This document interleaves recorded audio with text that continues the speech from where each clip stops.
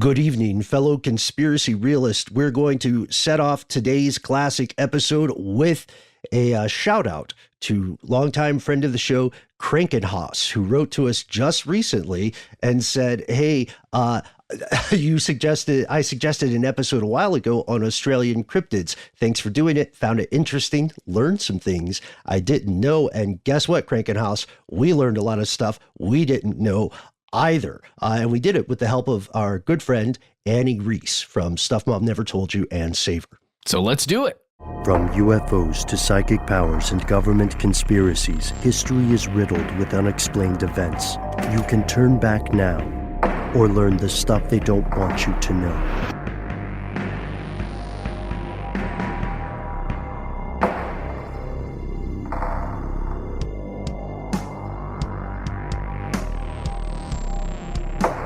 Welcome back to the show. My name is Matt. My name is Noel. They call me Ben. We are joined with our super producer, Paul Decant. Most importantly, you are here, and that makes this stuff they don't want you to know. Pardon that momentary pause. I was thinking to myself, should we open by saying g'day? But that's kind of lowbrow for us. You weren't taken aback by my odd introduction of myself? I was not, no. Really? I'd like to know more. About what, the new me? Yeah. Yeah, it's just a little more robotic. Okay. Okay. I've been assimilated by the Borg. Oh, I knew it. Mm-hmm. I could tell. You have all this machinery kind of protruding from your cranium. Yeah, and the big red one eye. Yeah. Ben, you did a masterful thing just then. You didn't open by saying good day, but you also kind of did. I know, It's like when you add just saying at the end of a sentence. It's like having your good day and eating it too. There we go. Well done. This microcircuitry is doing wonders. It really is. Game. Yeah. Firing on all micro cylinders. Right.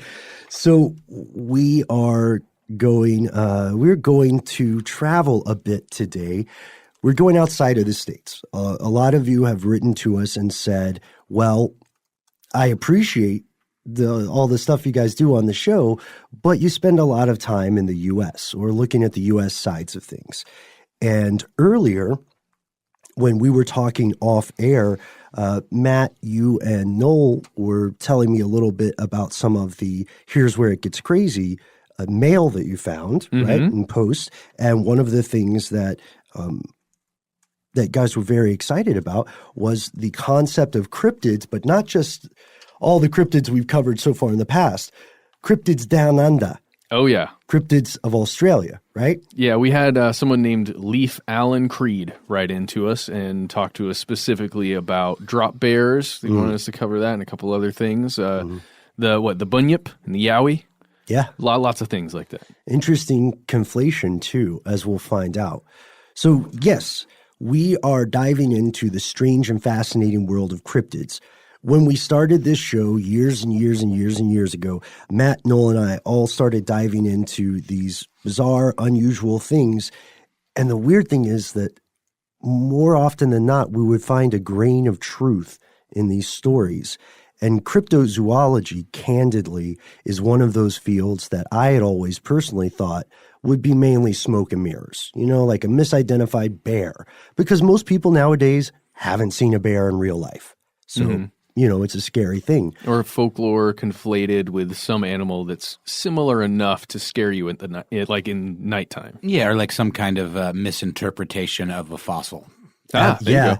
Good call, right? That's why we used to think dragons were real for so long. Wait, what? Or were we wrong? I sure hope so, man. I need to believe in something. I wish that Jurassic Park, I just, every reboot they do, I wish they would try feathers on the dinosaurs. That'd be cool. You know what? I have a pitch. Go for it. Dragon Park. Dragon Park. Dragon Park. I am in. I am in. How has that not happened yet? What happened to all the dragon movies? That is true. Dragonheart. I think they're slumbering just for a little bit post Lord of the Rings Dragonheart, but they'll be back. They'll be back after the last season of Game of Thrones ends. Yep. People will have a dragon deficit. That's where we get our dragon fix, is on Game of Thrones. They run the dragon show. Yeah, but I'm not talking about CGI dragons. We got to get some real dragons, get them in SAG, get them really working, Let's do it. Yeah. Let's do it. In the case of cryptozoology, though, we are outlining several of the common things. Misidentification of fossils, misinterpretation of actual animals, or, out and out hoaxes. Since we've been doing this show, at least 3 times, some group of people, once in Georgia, have claimed to find the corpse of Sasquatch or Bigfoot. Yeah. And those folks had not misidentified a corpse. They were out and out con artists. Well, somebody maybe just misidentified the suit that they made. There we go.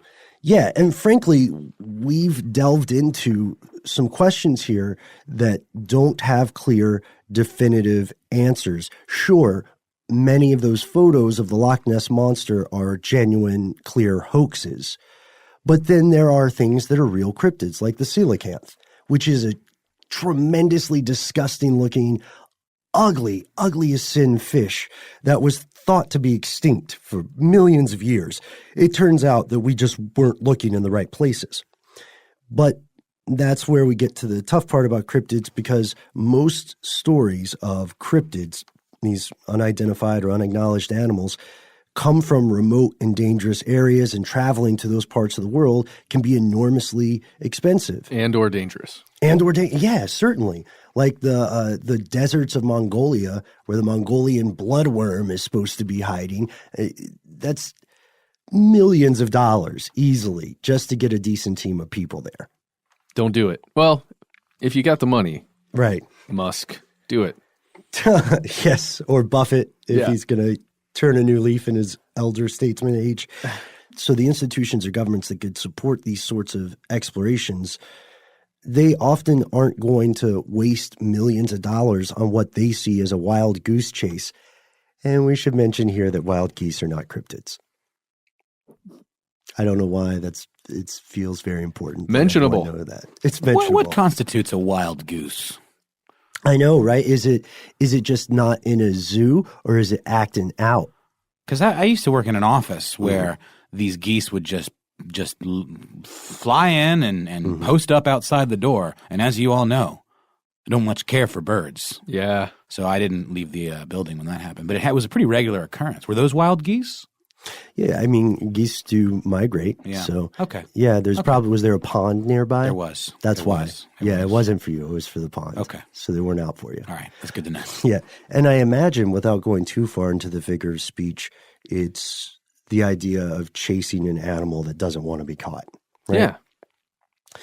But in all of our previous episodes, let's see, we even did the math, the cryptid math on how big a range an animal of a certain size would need depending on its diet. We did that for Mokolemembe. Yeah, and specifically on a Bigfoot type creature. Yes, yeah. Like a Sasquatch-ish. Gigantopithecus or something, yeah. But in all of our episodes, we have never explored Australia. And that is why today we are taking your suggestion and looking into one of the most interesting continents on this planet. Confession, here are the facts, but confession, we use the CIA World Fact Book for some of the stats about Australia. You traitor.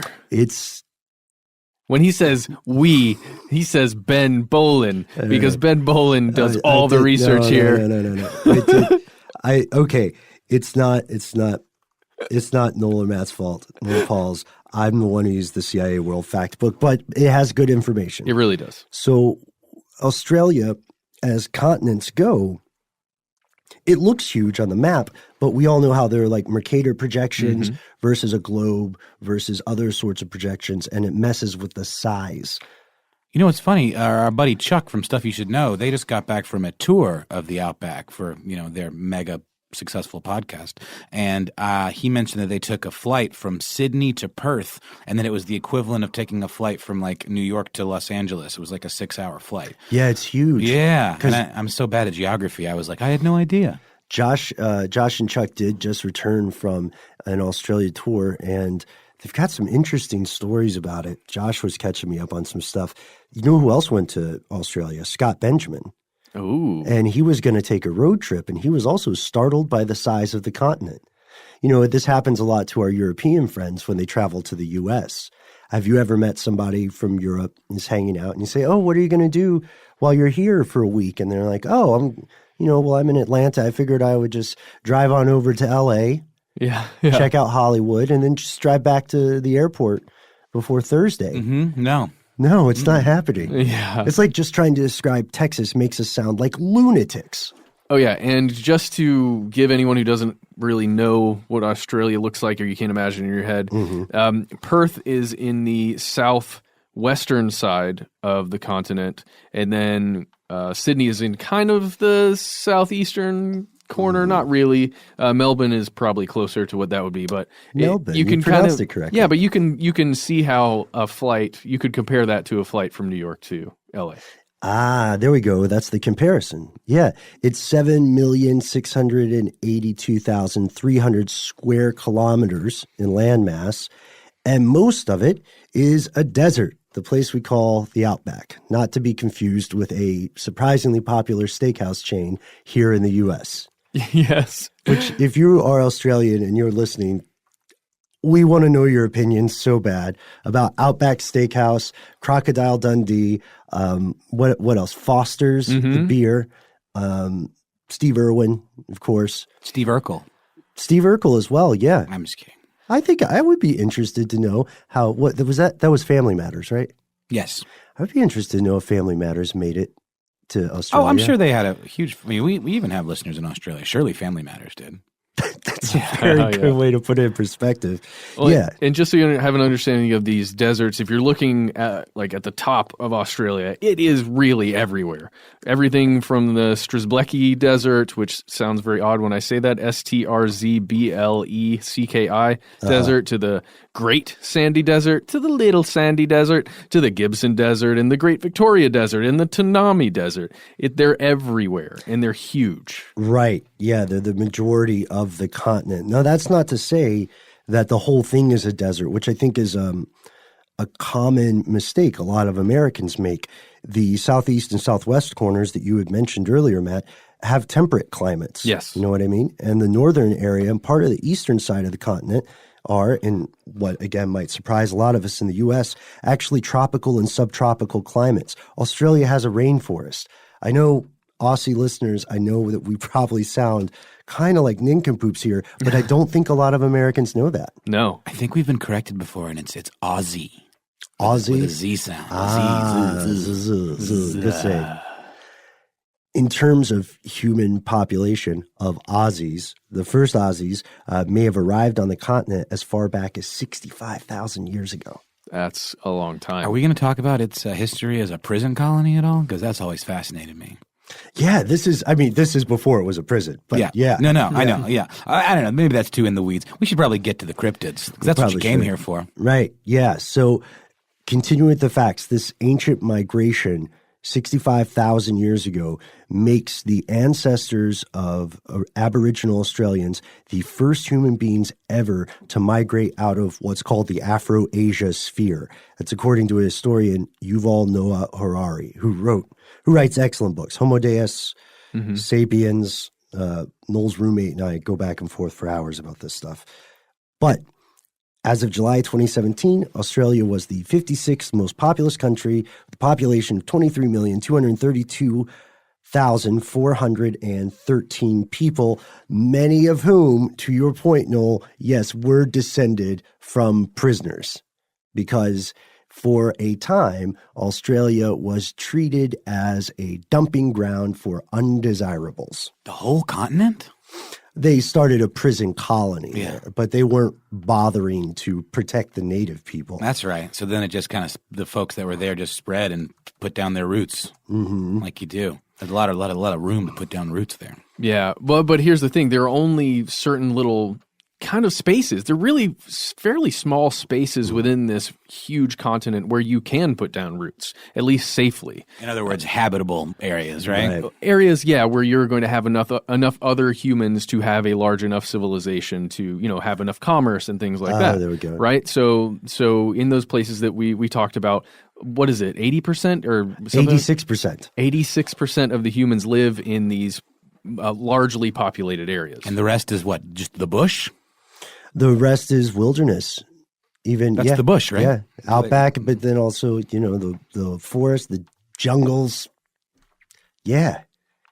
The crowded places are very crowded, but then like the largest city is Sydney, and the population there is only 4.792 million. Wait a minute. I think I see what you're getting at, Ben. Yes. In discussing cryptids, our whole thing has always been, but how come, like, there's not just an infinite amount of space for these things to hide, right? Right. But in Australia, there kind of is. We got lots of it. Yeah.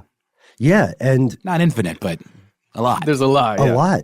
Because in addition to that, it's not just geographically isolated, it's what we would call ecologically isolated. That makes it unique amongst all the other human-occupied continents. And sorry, listeners in Antarctica, we're not counting you for this part. Yeah. I'm sorry. But just from the fact that it is an isolated continent into itself, there's no land connecting it to anything else. Right. If anything gets to Australia that's not by a ship or a plane, at least since those technologies have been available, it's been by flying there or swimming there, and that's it. Yeah, or floating there. Yeah. And then just through some miraculous event not dying. That's what happened to the ancestors of a lot of Australian animals. But or since a land bridge was there at a certain time. Or since it broke off of the supercontinent. So according to professors like Rick Shine, Australia has a unique fauna because it was isolated from the rest of the world for very long periods. Like you said, Matt, surrounded by the ocean for millions of years. And he calls it a life raft of sorts, more than a continent. So these plants and animals with very different ecological pressures evolve in different ways. So if we imagine ourselves as the very first people to go into Australia, the stuff we see is insane. Giant wombats who have no fear of humans because they have never seen us. Yeah. They don't know that we can make spears, and they don't care. I don't want that. I know Chuck cuddled with a tiny, cute koala baby. Oh, yeah? Yeah, he made a joke today when we recorded Mini Crush that they present you one as soon as you get off the plane, and I asked if you had to return it when you get on the plane back home. Oh, well, I hope it was a nice koala bear, because this is what an upset koala bear sounds like.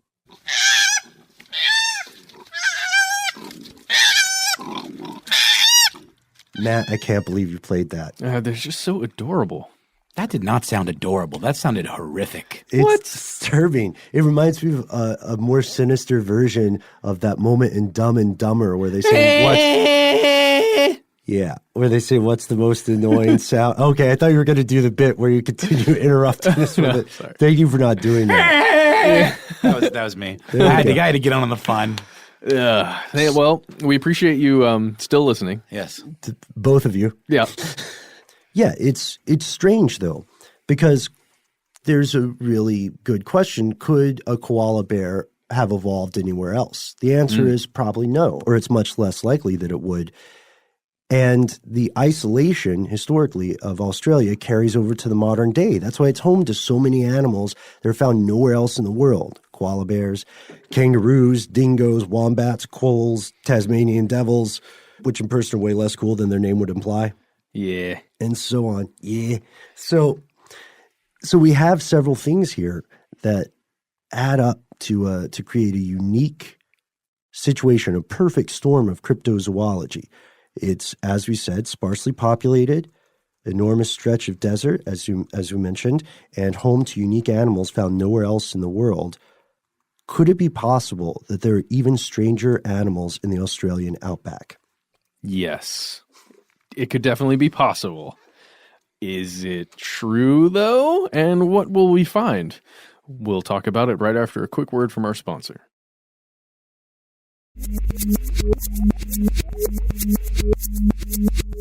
Here's where it gets crazy. It's true. Australia is home to a ton of alleged cryptids, maybe even more than the U.S. on balance. Mm-hmm. And these often fall into a few types of categories. They might be urban legends, right? Sure. Things that came about in modern folklore. But you could make a pretty interesting argument that maybe Slender Man itself is a form of a cryptid. Absolutely. It's humanoid, but not human. Yeah, you're also going to find some that are basically the Australian version of a cryptid that exists pretty much everywhere else in the world, like a certain type of Sasquatch. Mm-hmm. Yeah. And then there are unique versions of cryptids creatures that are solely believed to exist or have existed in Australia, and possibly some nearby islands like Tasmania, New Zealand, and so on. There's a very important aspect of Australian culture that influences the idea of cryptids here, and that is the fascinating, I would call it cognitive technology known as the dream time. Yeah. See, this is the part that I couldn't quite wrap my head around when we talked about this on the Here's Where It Gets Crazy episode, so I am looking forward to this discussion. Yeah. Well, none of us have participated in the culture, right? We have to be clear about that. Oh, for sure. Correct. But our colleague Anney Reese has. Oh. Holy smokes. Whoa. Was that a didgeridoo? I don't know. And then in a puff of smoke, Anney Reese has appeared before our very eyes. Yeah, we're spoiling the lead here. There was a portal that just opened up. Mm-hmm. That's how I always get to work. I guess you guys have never noticed. No. It's the quickest way to travel. We spend a lot of time bunkered up in the studio here, but we appreciate you joining us for a little bit because, first off, that portal thing is very cool. Mm-hmm. Thank you. As people know, or may not know, the five of us, counting Paul, have worked together closely for a number of years, and you are somewhat of a legend in our office, not just for hosting Savor, not just for hosting Stuff Mom Never Told You, but for going on adventures in different areas of the world, some very remote places. Yes, I do like to travel, and thank you for saying that. Thank you for having me. You all are legends as well. Pshaw. Go ahead and portal out of here now. You're done. Get I out. knew that was all you wanted. That's what I suspected. I from what I understand, I certainly hope so. You guys are talking about Australia today. Yes. That's true. Specifically, a concept that we've run into in this episode is the idea of something called the dream time. Yes. Yes. I spent about 4 months in Wadair, which is in the called the Top End, Northern Territory. It's really hard to get to. You have to take a plane because it's usually flooded. And if it's the dry season, you can drive out there, but it's really rough. It's like 3 miles per hour rough. They don't get many visitors. So it's pretty remote is what I'm trying to say. Yeah. Yes. And I was there specifically to try to save their language, to document one of their languages because a lot of the dialects of Murrunpata or other Aboriginal dialects are dying out very, very quickly. And part of that was learning about the dream time and the dreaming.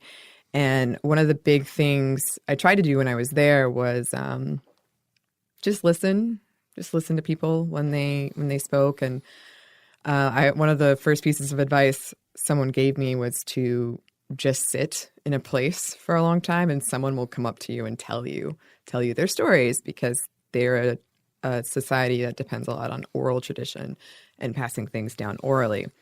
So I did get to learn about the dreaming. It's they're pretty much their creation story, and it all started where they have these ancestors way back that sleep underground, but they came above ground and pretty much created everything, the everywhere and every when, as they say. And it's not a flat timeline. It's like a cycle. Ooh. Everyone in the Aboriginal society can recall the dreaming, the dream time. They can remember this. And they go through these reenactments, these rituals that are very repetitive to sort of put yourself in the state of mind where you can remember it Kind and of also recapture it almost, right? Yeah, and to pass it along. And so I got to see some of these is really powerful chanting and dancing didgeridoo, and they draw shapes in the sand. They paint on their faces and their bodies, and it's really cool because in Australia you can see the Milky Way, especially out there because there's nothing out there. There's nothing, Yeah. So you can see that kind of milky whiteness in the sky, and then all these shooting stars go across, and it did feel. I felt something like that I hadn't felt before, and that probably sounds really cliche and cheesy, but it is true. Mm-hmm. I can imagine. I can totally imagine that. some in a different version of time almost, right? Yeah, you feel as though you are a part of something. Honestly, it really felt powerful, and I was really fortunate because they were open and happy to share. They wanted to share, and I appreciated that they opened up to me in that way. Yeah. Mm-hmm. And you said you were there for 4 months. How what level of interaction did you get in terms of the community's like group rituals? I got a lot, mostly because I took that advice and I sat in the spot and people would come up to me and they really did want to include me in those things. I think because I suppose if they had encountered foreigners before, they had been much more like, you're doing things this way. And I just wanted to learn. And they did honorarily accept me into their tribe. They gave me a spirit name and a spirit animal, which was starfish, which means lost treasure. So it's cooler than it sounds. That is adorable. That's amazing. That's fantastic. I think that's wonderful. Yeah, it was nice. And they made me this didgeridoo, which is great for audio because no one can see it. Annie gestures to her right. Yes. Handmade, hand-painted didgeridoo that's quite colorful. That's the thing that was making so much noise when she portaled in. That's right. Yeah. It's the only way to open the portal through circular breathing. Oh. Yeah. I wanted to bring it because it illustrates just their art, which I assume you'll probably talk about, but this is X-ray art. It shows their insides, the insides of animals and humans, and also how they tell stories. When they tell stories, the journey is the most important part. So they always show the stop. So this is my journey. I flew there. This is the town, the village. This is I then went on land to Sydney. Wow. Yeah, and this means journey's end. It's like a cool circle thing. That's beautiful. Would you be okay with us posting some photos of the didgeridoo and some of the other stuff you brought on our Facebook page? Yeah, Okay, absolutely. great. That would be more helpful than me kind of vaguely describing No, it. I think it's great. Rewind and watch along. Annie, you have also brought a boomerang. I have bought a boomerang. This was more just for fun. They are kind of dangerous. I always assumed they were just silly, to be honest. But they're used for hunting, and they are seen as weapons, and you can't have them on planes when you carry on. Wow. Really? Yeah. Can I hold it? Yeah. How would you use a Matt, boomerang whoa, on careful. a plane? Whoa, Watch out. Matt. We did have our training today about like office awareness. Yeah, I was just wondering if I could disarm someone. We didn't get taught how to disarm someone with a boomerang. No, we didn't. That's going to come back That's to haunt gonna, us. Yep, Get absolutely. it? Hey. Come back to Well, Annie, thank you so much for taking the time to explain the dream time. It's a fascinating concept, and it's something that I think the three of us heard about but hadn't done much investigation into beforehand. So hopefully we can talk you into coming back in the future as a guest on a full episode to hear more adventures. What do you think, guys? Please? Yeah, I love it. All right. Well, I guess we're going to sit here and watch you didgeridoo Yeah, okay. through a portal. I'm ready. Let's see. It's weird because there's a door in the studio. I mean, whatever. portal's infinitely cooler than a door. Though, That's Ben. true. That's true. Oh, It's a door to another dimension. Oh, here it goes. Here it goes. Fascinating stuff. Yeah. And you can catch Anney right now on Savor. It's a podcast about food and why we like the things we like. It's got a lot of science and history to it. It's super cool. She's also on Stuff Mom Never Told You. Yes. So do check it out. Friend of the show. We're also big fans of food stuff Mom Never Told You, and Anney Reese in general. So let's look at some of the cryptids that occur in Australia, and we can stop along the way if we want to see what types of cryptids these are, what categories they would fall in. By far the most famous, the breakout single, the real banger off the Cryptozoology mixtape of Australia is something called the Bunyip. The Bunyip. It is a strange looking thing. If you've ever seen a picture of it online, I would encourage you to search for images of it. It's funky. It's kind of like a snake, kind of like a plant, kind of like an aquatic creature. When I just read the descriptions in the text years ago, my first question was, is this a platypus? Oh. Are you describing a platypus? Because it sounds like they just threw all the leftover stuff in there, you know? Yeah.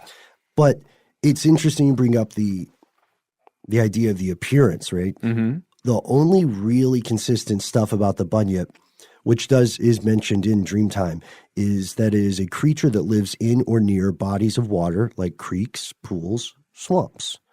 And it's so ubiquitous that there are 9 regional variations of this that are presented and described differently in different traditions and different threads of folklore. And at this point, there's no real consensus about what this thing looks like. It has some common characteristics. Yes, indeed there are, and these include things like tusks, flippers. I've always wanted a flipper. Only it's sort of like either you get feet or you get a flipper. Yeah. Wait, you really want 2 Classic. flippers. Oh, that's true. I guess I'm thinking of like a fin. Fin could be cool. Well, no, what does a mermaid have? Is that a flipper or a fin? Ooh, now that is a question for the ages. That really is. That's just a tail. Yeah, that's true. That's very true. Okay, all right, Ben. Also, speaking of which, a horse-like tail. And of course, possibly a mermaid-like tail. And then there's also this belief that they come out at night to feast on animals and, of course, young children. Sure. Because they're savory and delicious. Weakest in the herd. Yeah, and women. Yeah.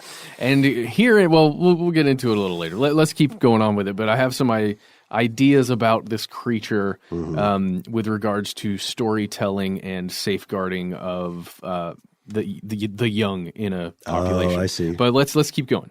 So they also have a characteristic noise that they're notorious for making when they approach. I just found it described as a loud bellow. Yeah. Yeah, and it can be heard from like miles away, right. From very, very far away. You'll always know the bunyip yell when you hear it for the first time. You're like, oh, that was a bunyip. Ah, the yell of the bunyip. Yeah, it's come on. I mean, I like that. That's a good catchphrase for a T-shirt. that really The is. yell of the bunyip. Uh-oh. I like it as one string. Ah, the yell of the bunyip.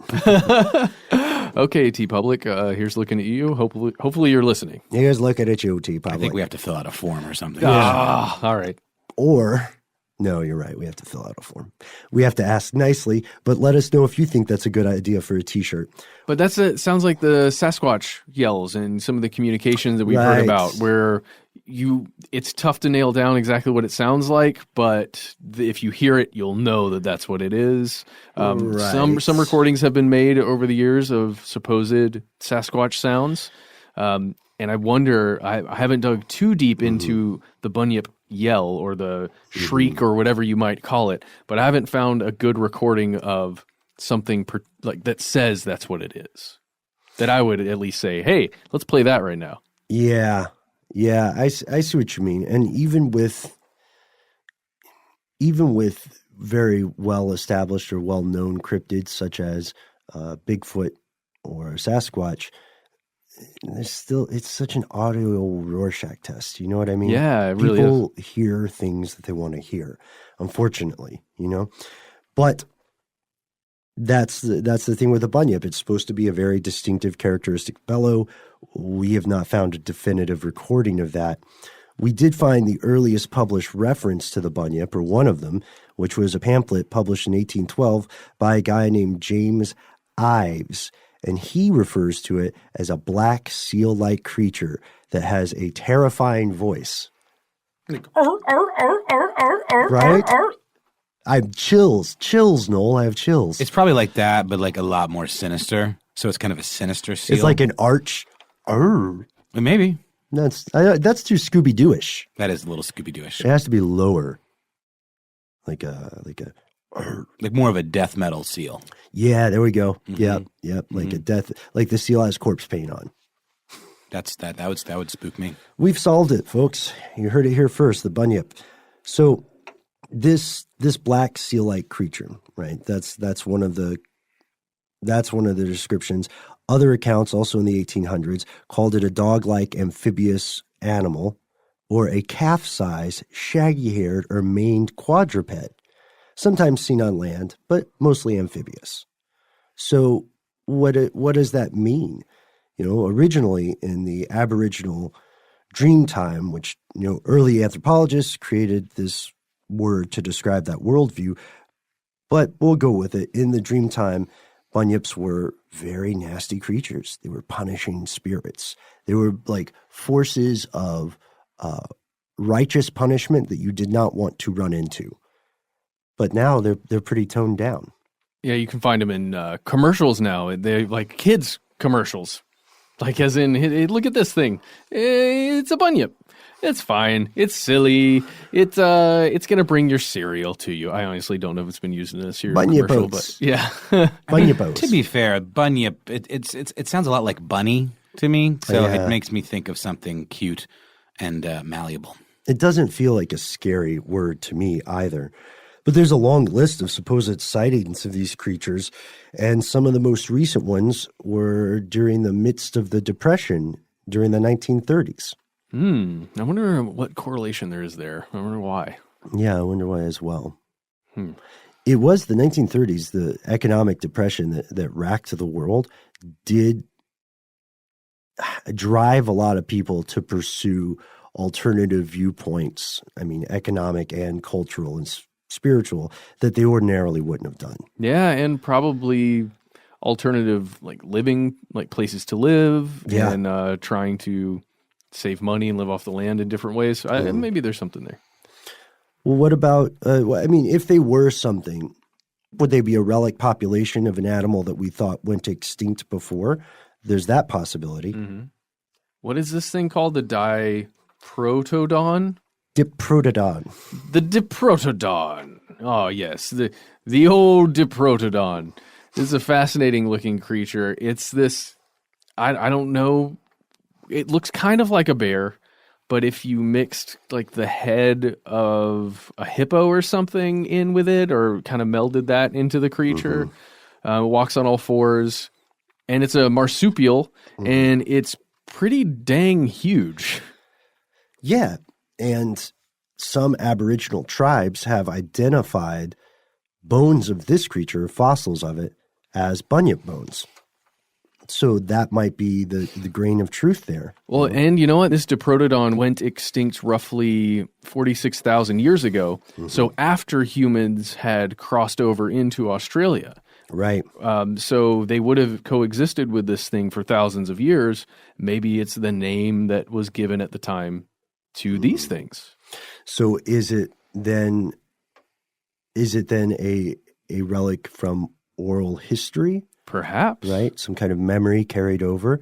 You could say the same thing about another candidate for the bunyip tale, which is the Palochestes, which means ancient leaper or dancer.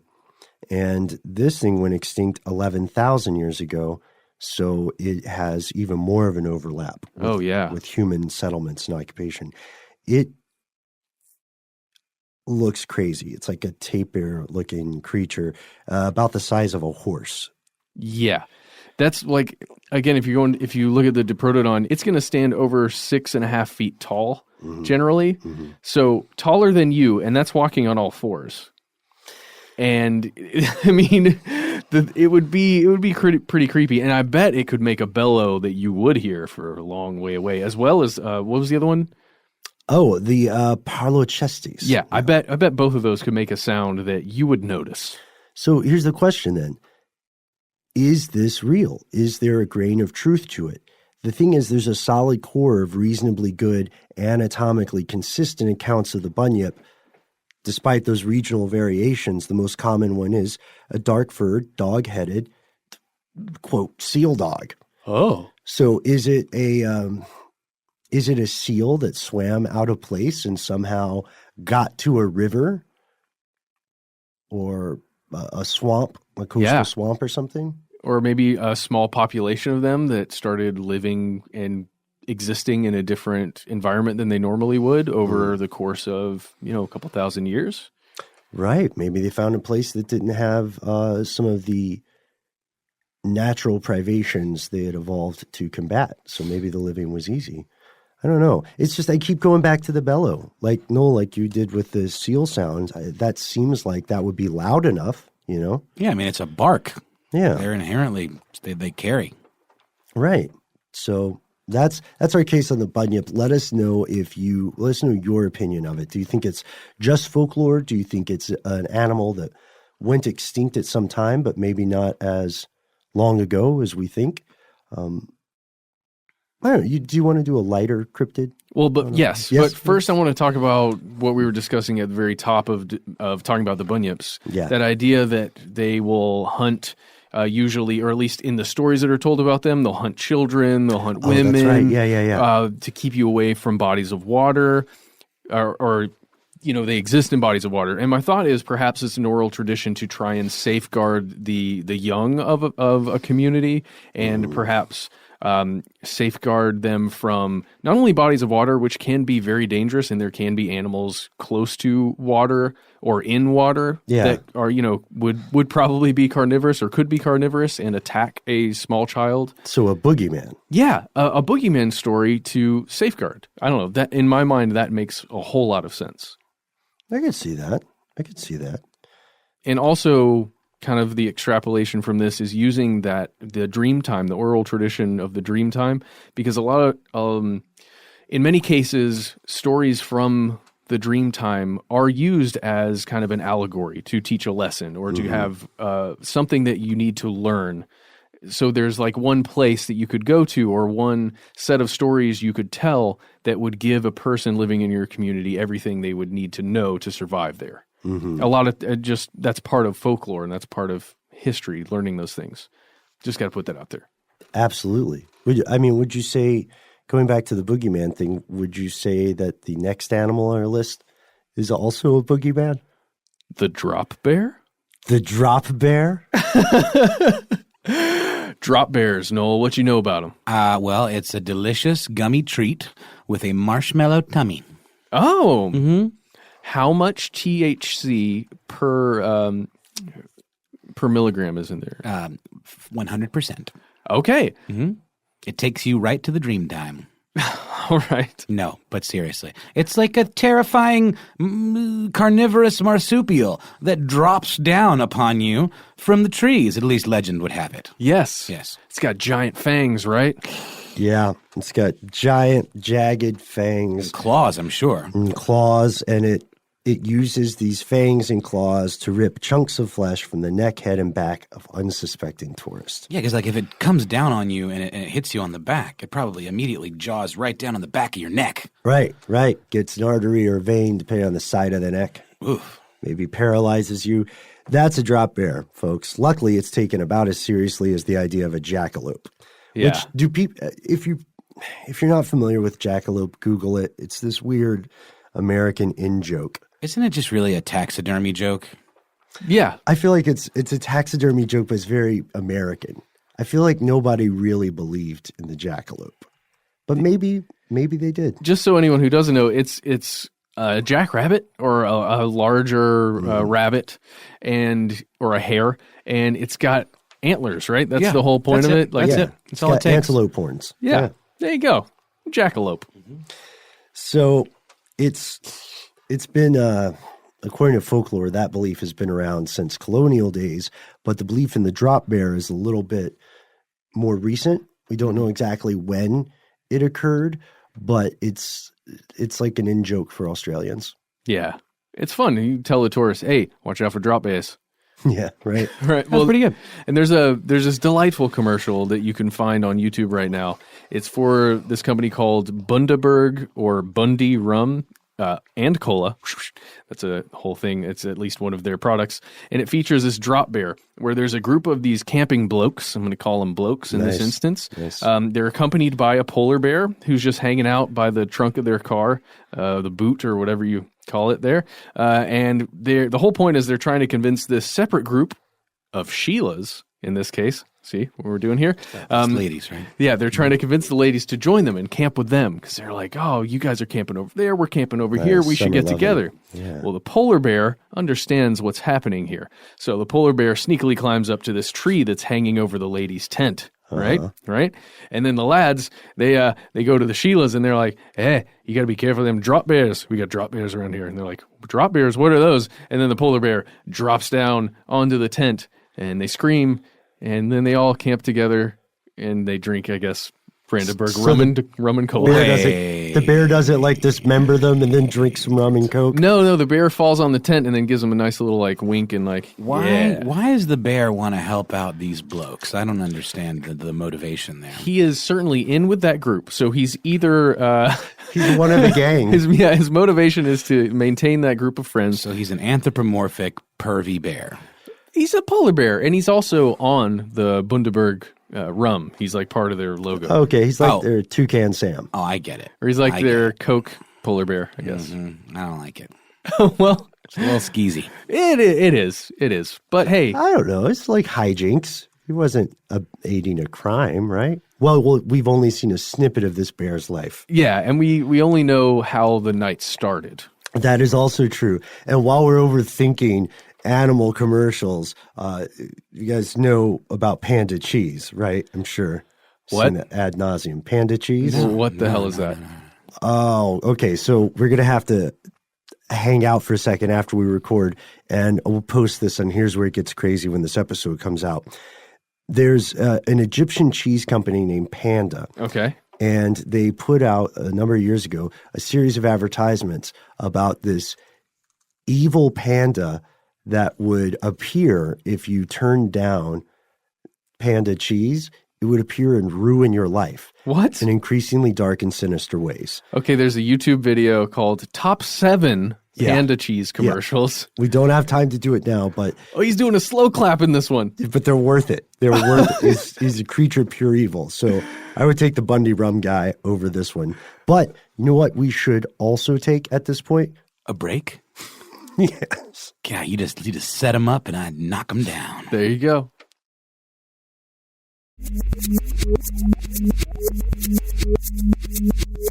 And we're back. So we talked about the Bunyip. We explored the drop bear just for fun. Now it's time to dive into the story of what I would call the most likely to be real cryptid. Okay. Here, in this case. And that is the thylacine or Tasmanian tiger, one of the most fascinating alleged cryptids in the region. Also known as the Tasmanian tiger, this creature technically went extinct in Tasmania in the 1930s with the last thylacine, which was a male named Benjamin. Oh. Hey, it's like your name. They have a weird they have a weird story about Benjamin. Well, let's get to it. So Benjamin died in a zoo in 1936. And for years and years after, there was this controversy because they didn't know the gender of the animal. So there were some people who went back and obsessively watched video, this one short clip of the animal walking, frame by frame by frame, enhancing the crap out of it until they could see one testicle. Wow. So a lot of science went into that. Okay. Couldn't they have just said, oh, its name is Benjamin? I don't know. One would think. Obviously, it's Benjamin. So last one dies in 1936, as you were saying, Noel, right? It's a fascinating looking creature. It really is.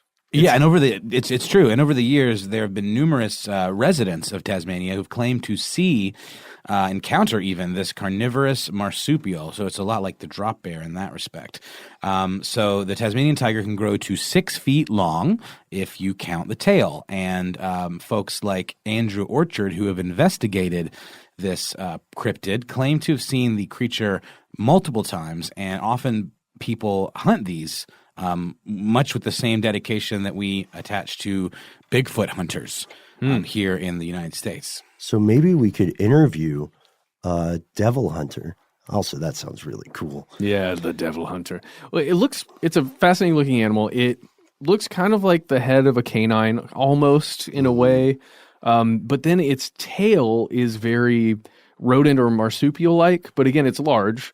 Yeah. And then its body has the stripes of, gosh, I don't even know, almost some African animals that you can find just to have the stripes of this kind. Not tiger stripes, but they're lines. They're not like some kind of jagged shape or any kind of. They're not even really swooping or anything. And they start on the upper back. Yeah. And then they expand as they go down toward the haunches. Yeah. It's a very, very strange placement. It looks like somebody customized the creature in a video game of some sort. For sure. So it was common in Australia for some time as well, but it went extinct in Australia first and then later extinct in Tasmania, at least officially. And as you pointed out, Noel, there are a ton of people in Tasmania who are certain they have seen this thing, you know? And the Australia Rare Fauna Research Association has almost 4,000 reports of Tasmanian tigers in Australia since 1936. Like observations or sightings of some sort? Right. And if you look at the silhouette or the profile of the thing, it looks different enough from a dog or a dingo, even because that tail sticks straight out. Yeah. Like a kangaroo tail. You know? Absolutely. If you saw it at night, I can see how you would mix this up with a few things with the exception of the tail if you're like seeing it with a flashlight at night or headlights or something. Yeah. You know, the most popular I guess, misidentified animal we have here in Atlanta now is a coyote. Have you guys seen any yet? I have, actually. Yeah, me too. And some foxes. I got them mixed up initially. Really? Yeah. I saw in a neighborhood outside of Atlanta a few years back, I saw a lost dog poster. Yeah. And someone's like, hey, have you lost your dog? I've been seeing this one around. I haven't caught him. He's kind of shy. It's totally a coyote. Whoa. Yeah, killed some cats. But look, people who think that the Tasmanian tiger survives think that it survives most likely in a remote part of Tasmania, you know, the island off of Australia, or in a very remote part of the Australian, not quite the outback, the bush, like you said, Noel. Glycerine. Yes. Don't let the days go, boy. Machine Head. Yeah. Did you know he played one of the bad guys in Constantine? Yes, he did, and he was fantastic in it. Yeah. Very strange. Wasn't he in something else? He was Talking in about several. Gavin Rossdale. Is he out there? Are they Australian? No, they're just plain old British. They're just British. They're just plain old They British. didn't take the trip. Dang it. It would have been a good transition. Not a transition, at least a better non sequitur. Well, speaking of fantastic segues. Sequiturs, even. Yeah, sequiturs and segues, which is another name of a different podcast we'll probably do one day. What about large cats? This is when it gets me. Every place that we have ever investigated in terms of cryptozoology, they always have at least a few large cats. Like every state in the U.S. has its own alleged cryptid large cat. Yeah. Even states that have mountain lions Yeah. say they have a large cryptid cat, but it's different. Yeah, it's different from a mountain lion. However, mountain lions are terrifying. If you've ever seen one in the wild or maybe on your property, beware. That's a mountain lion. It will take your dog and or maybe you. Yeah, they didn't come to play with you. Nope.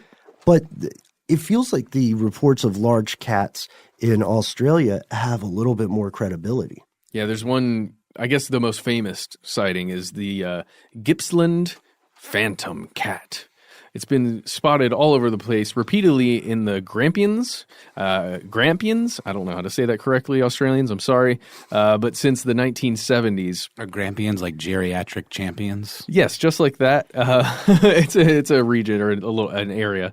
And experts and skeptics believe these are maybe perhaps the feral descendants of just, plain old house cats. But maybe a little bigger, maybe a little more feral. Yeah, so this national park is huge. It's 646 square miles, and it's a nature reserve. Mm-hmm. So it's ticking a lot of the boxes for us. It's not heavily populated, and it's remote. There you go. Maybe it's a different species that we just haven't cataloged yet. And where it's located plays a role in its credibility, too, because there's this long-standing theory or somewhat of an urban I don't want to call it a myth, but there's a tale. Okay. There's a story, at least, that says when U.S. soldiers were stationed in Victoria in World War II, they had a pair of pumas that were mascots. And after the war, when they were going back home to the States, they released these cats into the wild. Pumas? Pumas, you say? Which is essentially, it's just a cougar. Cougar. A cougar. Yeah, but it looks, I mean, it's just a large cat. It's another word for mountain lion. Yeah. 2 to 3 feet in height. So maybe not as intimidating as a gigantic wombat, but it is carnivorous. It can run 50 miles per hour. And if you piss it off, it will attack you, right? Yeah. Most animals in the wild, it's pretty much true everywhere. If they have the option to avoid a human versus confronting them, the majority of animals would rather avoid a human being, right? Yeah, the majority of human beings would rather avoid human beings. It's true. It's true.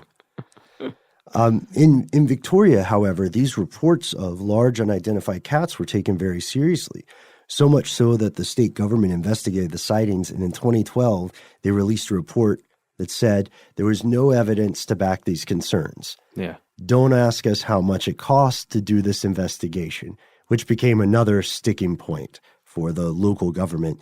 But the stories continued, and they continue today in 2018. And there was at least one case where somebody caught an unidentified cat. Yeah, this was a fellow by the name of Kurt Engel. He shot a that said unidentified cat, which had a 26-inch tail. Wowzers. It's huge. Yeah, and tests on the cat showed that it was at least partially a common domestic cat. Yeah, so they had a mitochondrial DNA test, which means they can only trace the matrilineal side and the mother's side of it. So the official conclusion was, like you said, it's partially a regular common cat. Yeah, but the other parts are just monster.